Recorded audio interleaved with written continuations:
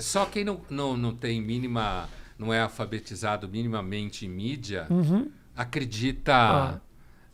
É assim, você sabe que o Platão, ele, nas suas críticas à democracia. Você vê a diferença, desculpa para te interromper, Tá. a diferença. Eu cito Big Brother, Pondé cita Platão. Tá aqui o nível da discussão, a diferença do nível da discussão.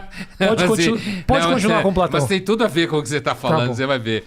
Que numa das críticas que o Platão faz à democracia, e não para dizer que a gente conheça nenhum regime melhor, mas o Platão tinha dúvidas sérias com relação à democracia, à experiência ateniense. A gente tem que entender que era uma experiência muito nova e tinha dado errado em Atenas, né? Alguns, inclusive, responsabilizaram a democracia pela derrota diante de Esparta, né?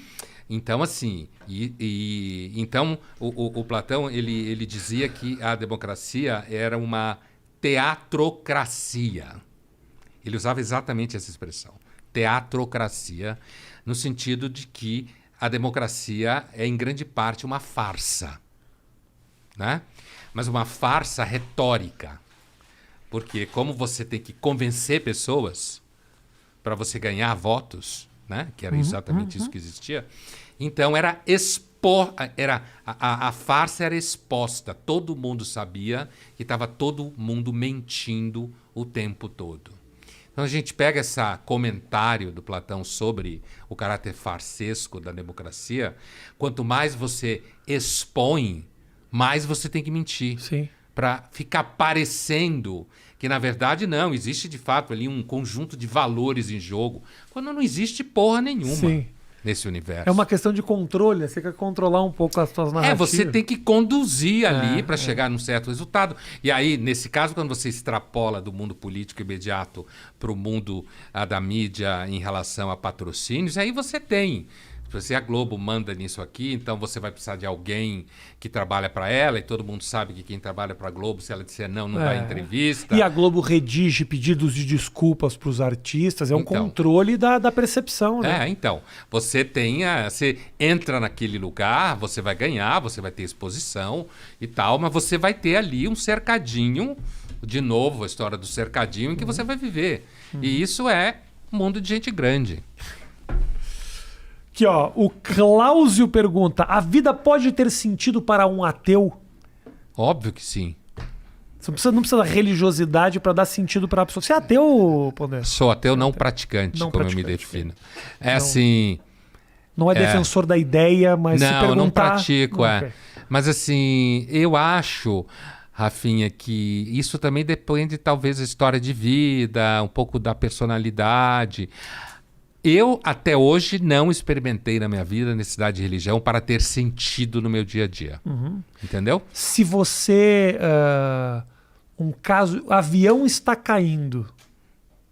É a hora que os ateus dão aquela fraquejada, tipo, bom, se existir, vamos orar aqui. Você está diante... do desespero. Você está tomando de 10-0, certo? 7-1, tá 7-1. O famoso 7-1. Mas aí não vale como argumento, né? Sim. Porque aí o cara tá num cagaço, né? Isso. E aí é o desespero, né? Então acho que nem Deus leva em conta essa oração, né? Aqui é interessante, junto com as perguntas do Fábio Arcanjo, que pergunta: os evangélicos na política brasileira contribuíram para piorar o país ou para melhorar? A discussão a respeito do Estado e a participação... imagens muito grotescas até em CPIs, os caras orando de mão dada, uma coisa dentro do próprio Congresso, mas ao mesmo tempo também manifestando sua fé. Você acha que isso atrapalha na evolução do país?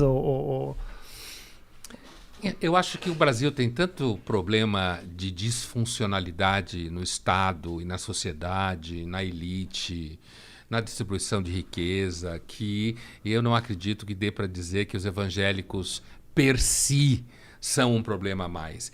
É claro que há um certo olhar de mal-estar com a ideia de, dentro da máquina do Estado, alguém rezar, como uma CPI, você está dentro da máquina do Estado, né? Então, com alguém rezar dentro da máquina do Estado, porque o Estado é constitucionalmente laico, apesar de evocar Deus. Então, assim, Então, isso parece que na CPI o cara devia ir no quarto escondido e rezar, mas que isso não aparecesse como dentro, né? Então, do ponto de vista da discussão teórica política, é uma ação fora do lugar. E como normalmente são os evangélicos que fazem, porque eles gostam de ficar mostrando que eles têm fé, né? Faz parte do negócio mostrar que tem fé. Então parece também porque eles cresceram. O Brasil era um país de uma maioria católica gigantesca, paquidérmica, sem a Igreja Católica vem tomando um pau dos evangélicos aqui no Brasil, gigantesco em termos numéricos. Depois de séculos, o Vaticano descobriu que tinha um papa pelo menos argentino, né? Porque se ele só põe europeu, o Vaticano é um grupo de europeus cercados por europeus de todos os lados, se bem que a Europa não está tão europeia assim nesse sentido, mas nas grandes cidades. Então, eu tenho a impressão que há uma certa resistência em relação aos evangélicos. Uma coisa tipo, como se o evangélico fosse o novo rico, sabe? O cara que acabou de entrar no Clube X nos Jardins e nunca frequentava aquele clube. Então, que cara não sabe comer com garfo e faca, sabe? Agora, do ponto de vista teórico... Chega com um Camaro amarelo no restaurante. Esse tipo de coisa, fazendo barulho, né? E, agora, do ponto de vista da teoria do Estado laico, de fato, não devia se rezar. Agora, eu não acho que os evangélicos... Eu não acho que dê para dizer que os evangélicos são o maior problema do Brasil. O Brasil tem muito problema. Assim como existe muito evangélico, que é gente que trabalha, que tem família, que cuida de coisa, que faz, sabe? Que não é problema. Então, pegar os evangélicos como um todo e dizer que os evangélicos são um problema, talvez você esteja pensando em alguns pastores evangélicos especiais que geram problema. Talvez não especificamente os políticos que representam movimentos religiosos e tal, mas a discussão, muitas vezes discussões de política pública, ela cai em cima da religião, seja por causa das drogas, e aí eu acho que as fronteiras elas ficam um pouco complicadas, né? A questão do aborto, são questões que passam pela religião, que muitas vezes podem ser consideradas por questões de política pública, assim. E aí as fronteiras elas ficam mais complicadas, né? Porque eu entendo o político evangélico defender os seus interesses. Agora, quando a gente começa a discutir, mas aí a vida começa aqui ou começa ali, passa por Deus em algum momento essa discussão. Passa, inclusive quanto menos capaz é o Estado de fazer a sua função, mais a religião consegue fazer a função. E aí, inclusive, é uma das chaves dos evangélicos. Os evangélicos operam com franchise, praticamente, certo? São super ágeis em termos de business. É um Starbucks da... É um Starbucks de Jesus, da fé, né? Da fé. Então, assim, o resultado é que, muitas vezes, o Estado não consegue fazer o trabalho de política pública junto às populações vulneráveis, como se fala.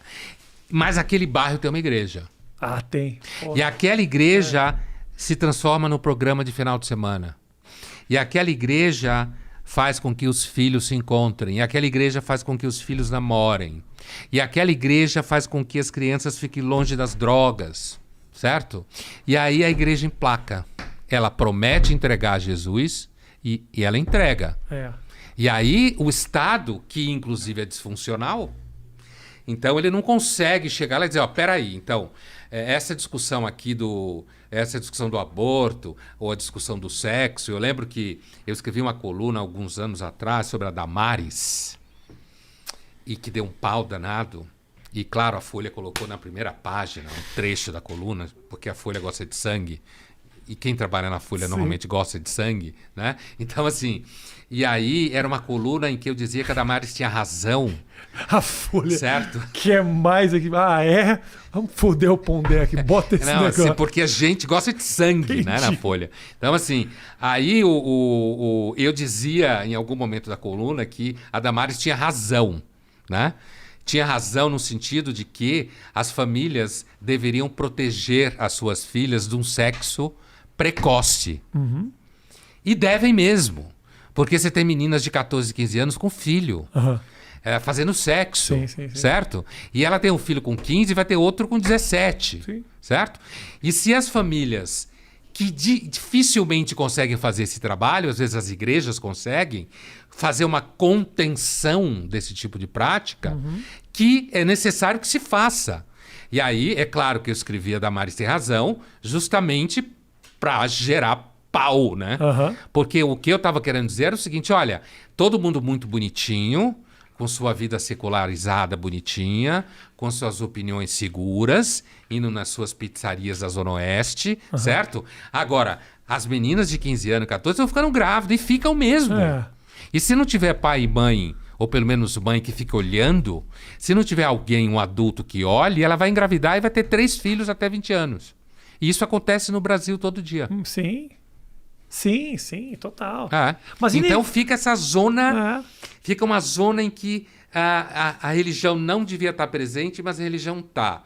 E à medida que a religião está presente, ela influencia no voto, Claro. e aí influencia na política pública. Por um custo muito baixo, se você parar para pensar. É um custo muito baixo para o fiel.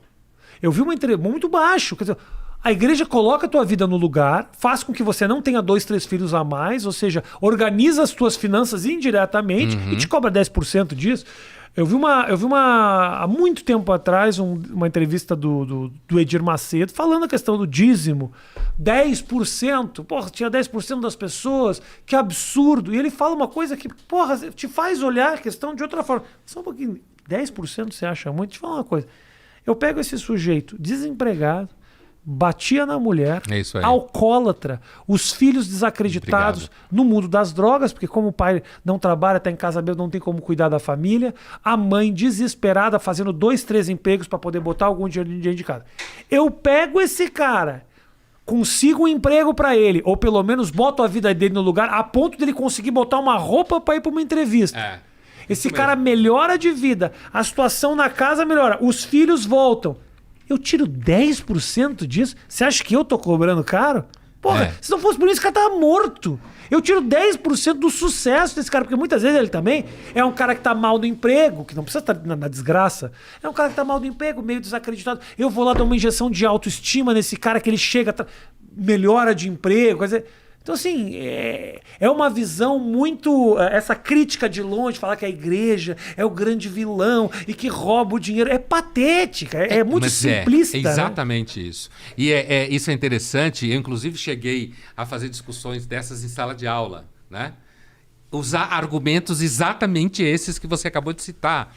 Por quê? Porque é interessante falar isso, principalmente para quem lá vai ser, sei lá, um jornalista, quando crescer, na faculdade, né, e pretende ser jornalista, que gasta uma puta grana na análise, certo? Faz uma puta grana na análise e dá problema para os pais, e às vezes o analista fala e aí o cara fica sensibilizado porque o analista viu o que ele falou. É claro que isso é um estereótipo. Nas redes sociais a gente tem que fazer sempre reparos, né? Porque a semântica é de uma pobreza gigantesca, né? Então, assim, e no entanto, na igreja... acontece exatamente isso. Quer dizer, se você fizer a conta, provavelmente está saindo mais barato. Porra, com certeza. Você ganha amigo, ganha cidadania. Ganha uma comunidade. Você ganha uma grupo comunidade que se preocupa com você. Exatamente. Você ganha o que fazer todo dia à noite. Essa coisa de parar de bater na mulher, ter emprego, parar de beber e a família começar a funcionar. Em troca, você vive de acordo com aquela regra. Claro. Então, eu acho que um dos grandes equívocos do pensamento acerca das coisas é normalmente achar que a gente consegue mais do que a gente consegue.